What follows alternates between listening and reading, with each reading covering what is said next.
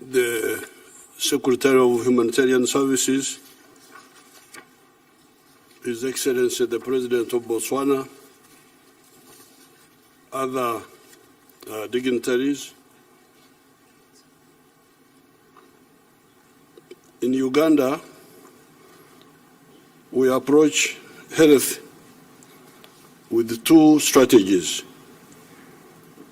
Just, I imagine, as it is done in many countries. The two strategies for health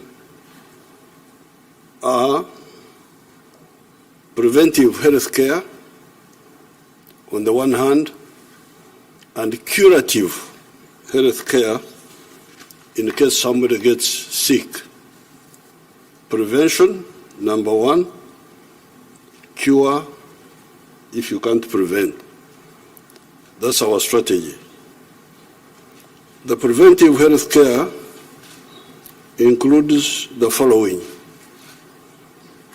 Number one, nutrition through sensitization and education, because Uganda does not lack food of any type, carbohydrates, proteins, fats, vitamins, and other micronutrients.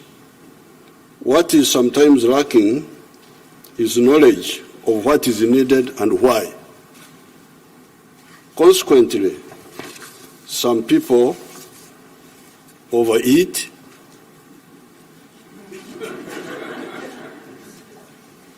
others undereat, and others miseat. In other words, eat what they do not need and fail to eat what they need.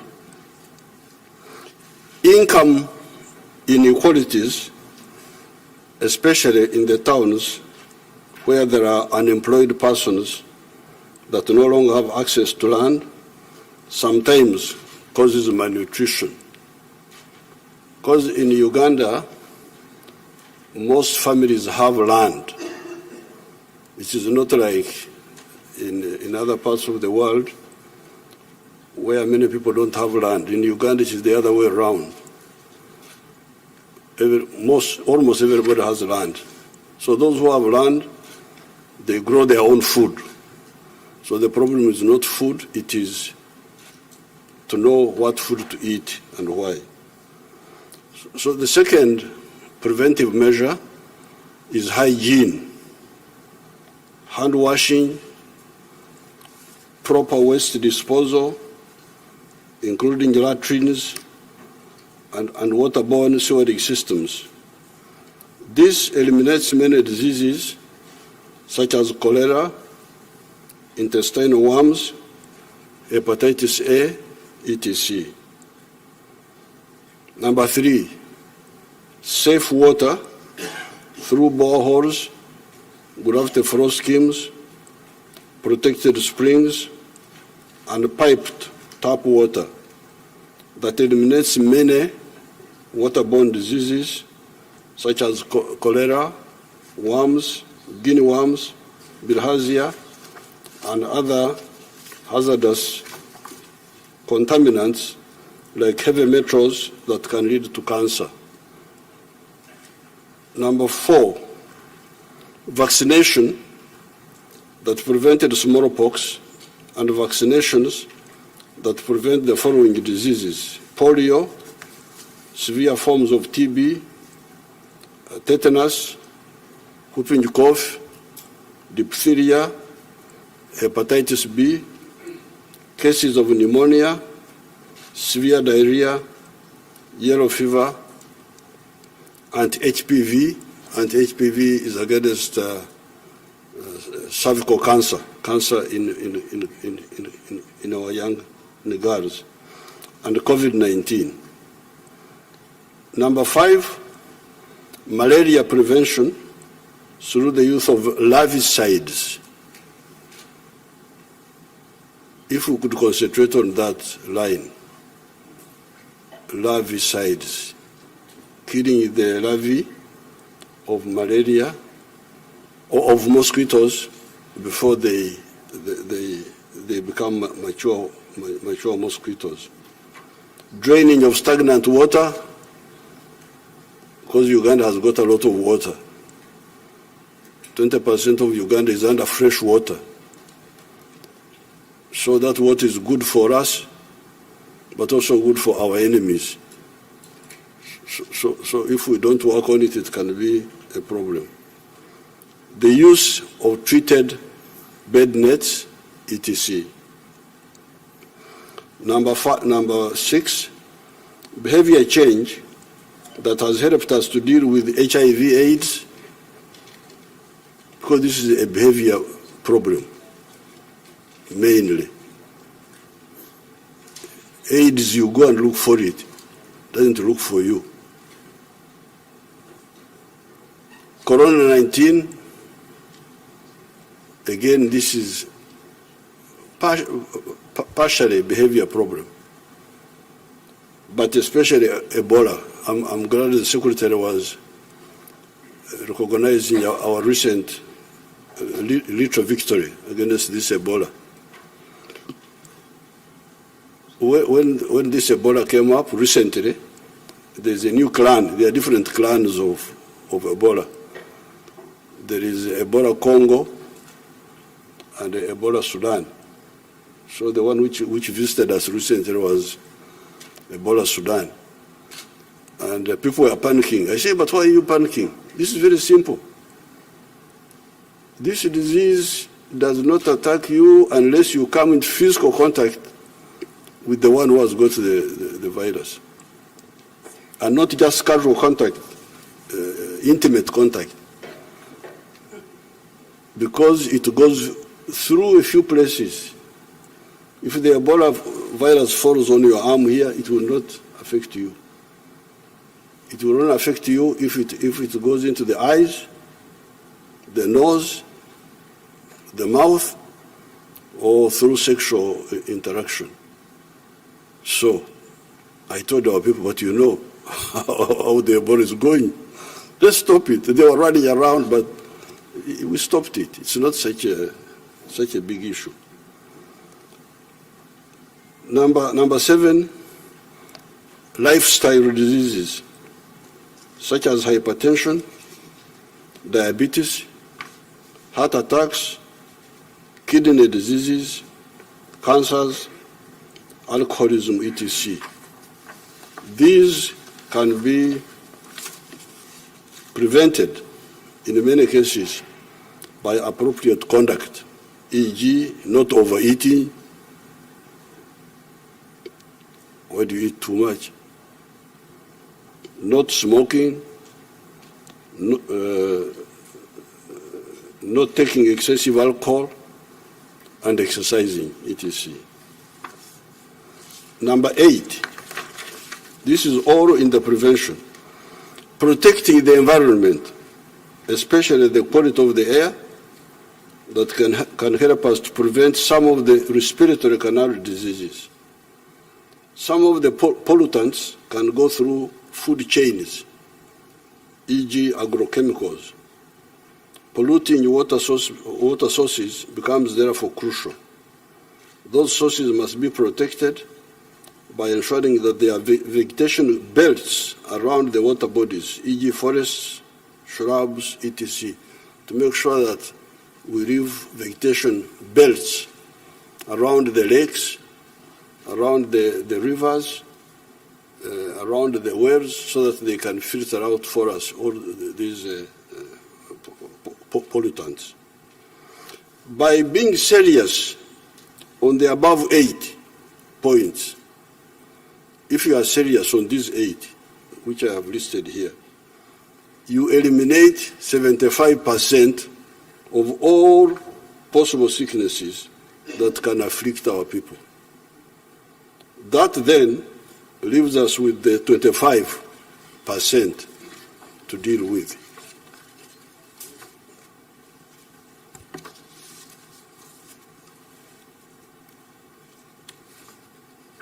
It is here that now the curative network of our medical centers comes in. In Uganda, we have what we call a health center 3 per sub-county. And there are 2,184 sub-counties in Uganda. Then we have health center 4 at the county constituency. And there are 353 parliamentary constituencies in Uganda, out of which 167 have the health center 4s. We call them health center 4s. A constituency has around 100,000 persons.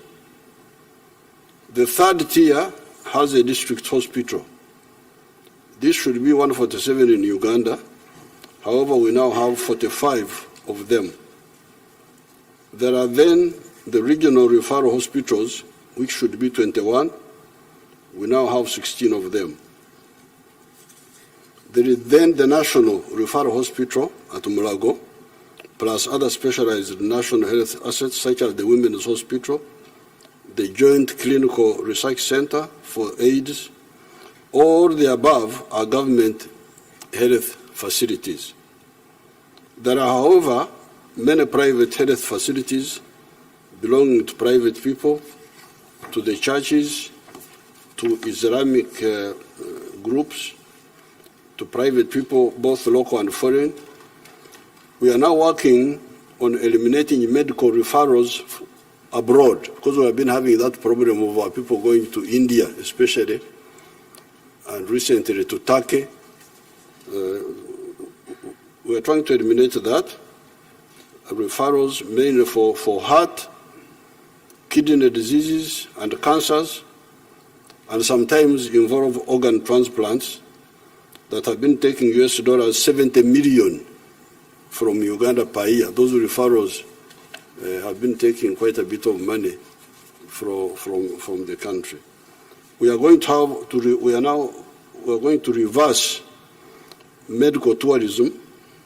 Instead of our people going out, we want people to come into Uganda by providing this super specialization service to patients from abroad, also taking advantage of the good high altitude climate of Uganda for the recovery of these patients. Because where they go, the climate is not so good. So when they recover, I think they will recover faster if they are in Uganda, because the climate is very good. Uganda's elevation is between 600 to 21 meters above sea level. So when I land in Washington, I get worried because I see on the computer of the plane that I'm 18 feet above sea level. I get really very worried. So Uganda is between 621 meters above sea level and 5,119 meters above sea level. That is why you find permanent snow on the equator. The picture of the Rwenzori here clarifies that point. In my statement, you will see the picture of the Rwenzori with permanent snow right on the equator. Uganda is therefore moving well on the issues of health. The pressure is to cause our doctors in the districts and nationally to put more emphasis on public health, avoid the sicknesses, instead of waiting for people to be sick and then get treated. This has been part of the colonial training of the doctors. The doctors, the way they are trained they were trained in the past. It was for them to ambush the diseases, wait for people to be sick so that they are treated. But why do you wait for people to be sick? Why don't you stop it? This is our emphasis. They have that orientation. We are trying to convince them to please educate the people so that they don't get sick instead of waiting for them to be sick. That is how our population has risen from 14 million in 1986 to now more than 43 million.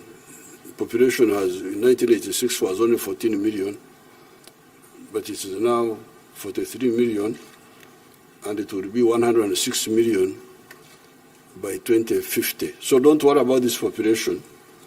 I know some people are worried about population, but Africa has actually been underpopulated. So when you are worried about population, don't worry about Africa.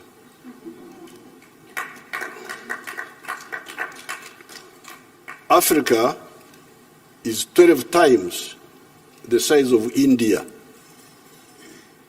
You can put India into Africa 12 times, and it will fit there. Until very recently, the population of India has been bigger than the population of Africa. It is only now that for the first time, the population of Africa has overtaken the population of India. So you can see that really the population of the problem of Africa is not overpopulation, but rather the other opposite of underpopulation. This population of Uganda, which has risen more than almost 4 times in 30 years, we have no problem with it. It's not such a big issue. There are 2 areas where we are moving on our own, where in the global share of pharmaceutical production of US dollars 1.42 trillion, Africa's share is only US dollars 16 billion. Of the pharmaceuticals produced in the world, valued at 1.42 trillion, Africa's share is only 16 billion production. Uganda and Africa are better placed to produce many of the pharmaceuticals on account of the plants that we have in our area. Chinkona, which helped humanity with malaria from the year 1630, was a tropical plant. There are other sister plants in the tropics that can help man with many of the health problems. During the Corona-19 pandemic, one of our professors, Professor Patrick Ogwang, cross-matched an ancient antiviral plant product that our people in the northeast of Uganda, Teso, have been using since time immemorial against measles caused by the virus rubeola, with the treatment for Corona-19 virus. And it saved so many lives. This professor from the village knowledge, traditional knowledge, his education about viruses and so on, when this virus came, we said, oh, but we have got something we use for the other virus, the measles. Let me try it on Corona. And it just kicks it out. Just kicks it out. Uganda, with a population of 43 million, had 170,000 cases of Corona-19. And we lost 3,632 people. You very well know what happened in other parts of the world. You know how many people died. Many more than this one here. We are also working on developing all the types of vaccines needed for the humans and for the livestock. Our scientists have, for instance, discovered an anti-tick vaccine recently. On the side of the diagnostics, we are moving well, as we are doing on the side of sanitizers. Being one of the biggest producers of bananas in the whole world since ancient times, it was easy to enhance the production of sanitizers from the alcohol base and from bananas. In the Great Lakes countries of Kenya, Tanzania, and Uganda, you even come across many names of Marwa, Wamarwa. When you hear that word Marwa, Wamarwa, it means alcohol, or referring to alcohol from bananas or from sorghum and millet. So we are able now to upscale this alcohol, which people are using to burn their livers, to instead burn the virus. That's how we're able to get the sanitizers. In conclusion, from Uganda's point of view, we invite friends like the United States and brothers like the African brothers who are here to cooperate with us in the production of vaccines and pharmaceuticals for the improvement of global health. Collaboration between the USA and Africa will enable the world to get cheaper medicines and vaccines. Because remember, our production costs are lower. Our production costs are lower. So if you want cheaper drugs, the place to go is Africa. In our research for vaccines development, we found that we need 17 input chemicals and reagents, including the one known as beta-propiolactone. When we are developing these vaccines, we find we need chemicals and reagents, and one of them is this one. Because I take close interest in this, you may think that I know something about chemistry, but this is just plagiarizing,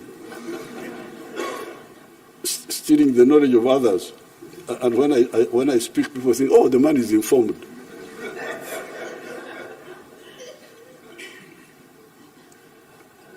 Our scientists told me that this was from cassava that was produced in Uganda. So we're running around, ringing labs here, get us beta-propiolactone. Oh, what?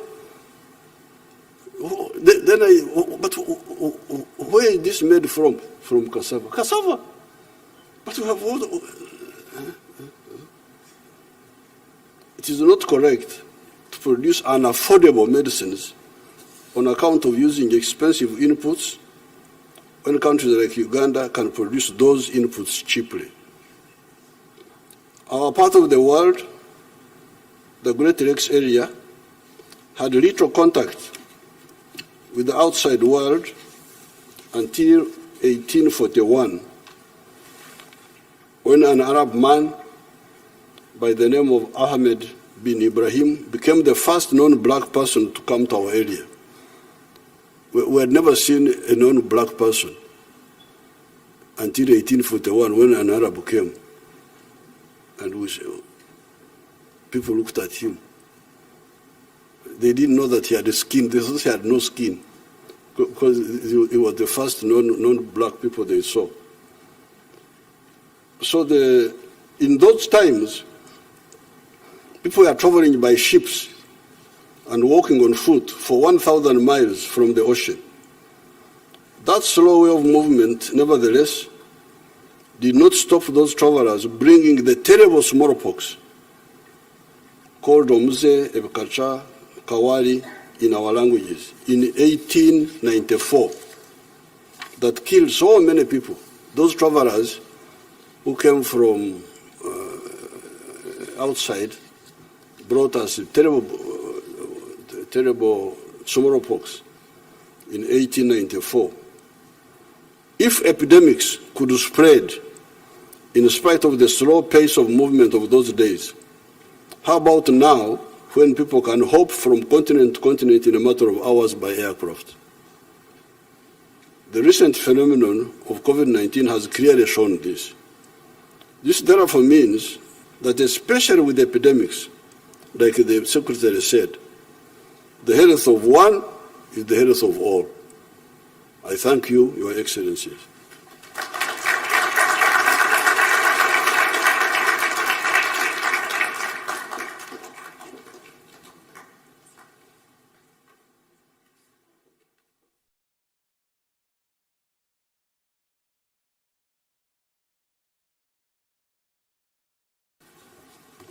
Thank you very much, Your Excellency, for those remarks. We have an expression here that we use that perhaps is used in Uganda, that an ounce of prevention is worth a pound of cure. So I'm grateful for where you started, and also grateful for where you ended in terms of a call to action with regards to how we might partner. So we're hoping to talk more about that through the panels that we will be hosting today. But before then, I would like to now introduce His Excellency President Mokgweetsi Masisi of Botswana.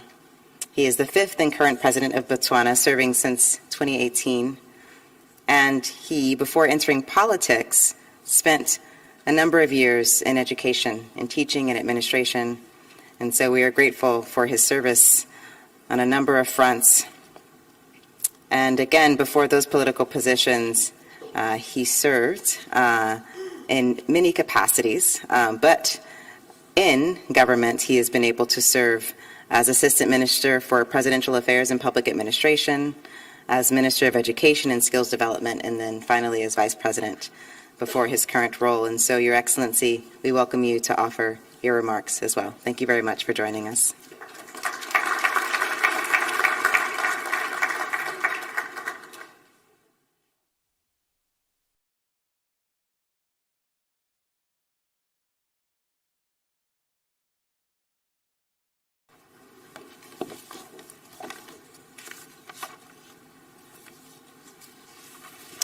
Director of Ceremonies, Secretary, Mr. President, and distinguished guests, ladies and gentlemen, a very good afternoon. Good afternoon. Thank you. Let me begin by first expressing my gratitude to His Excellency President Joseph Biden for convening this second meeting of the United States and African leaders to take stock of efforts made to respond to the COVID-19 pandemic. I must also hasten to underline the importance of relations between the US and Africa, which are critical to economic recovery across the whole continent. And we also are grateful